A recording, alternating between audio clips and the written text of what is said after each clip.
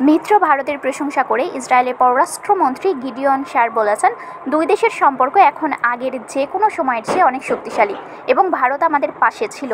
আমরা তা চিরকাল স্মরণ করব। মঙ্গলবার এনডিটিভিকে দেওয়া বিশেষ সাক্ষাৎকারে ইসরায়েলের পররাষ্ট্রমন্ত্রী এসব কথা বলেন। তিনি বলেন, আমরা ধারাবাহিকভাবে সম্পর্ক উন্নত করছি।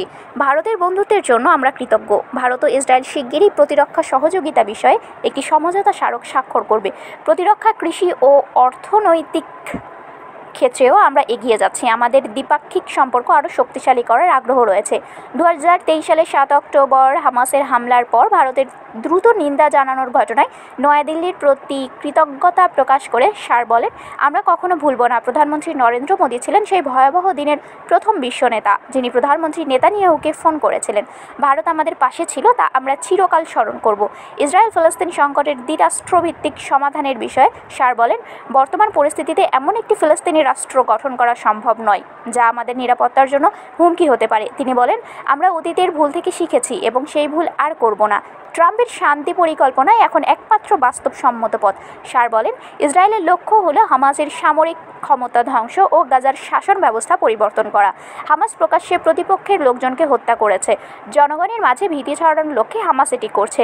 আমরা এই সন্ত্রাসী শাসনের অবসান ঘটাতে চাই। তিনি বলেন, সন্ত্রাসবাদের অভিজ্ঞতা ভারত ও ইসরায়েলের একই রকম। ভারত লস্কর ই তৈয়বার মতো সংগঠনকে সন্ত্রাসী হিসেবে স্বীকৃতি দিয়েছে। আমরা গোয়েন্দা তথ্য, প্রযুক্তি ও প্রতিরক্ষার ক্ষেত্রে ঘনিষ্ঠভাবে কাজ করছি।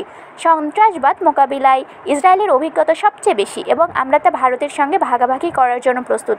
গিডিয়ন স্যার বলেন, নতুন প্রতিরক্ষা ও গোয়েন্দা সহযোগিতা কাঠামো তৈরি হচ্ছে যা দুই দেশের সম্পর্ককে একটি বাস্তব কৌশলগত অংশীদারিত্বে রূপ দিচ্ছে।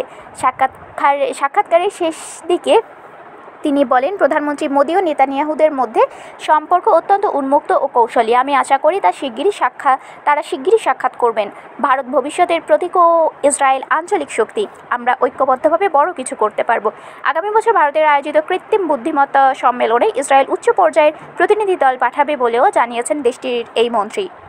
শারমিন শিমু, বরেন্দ্র টেলিভিশন।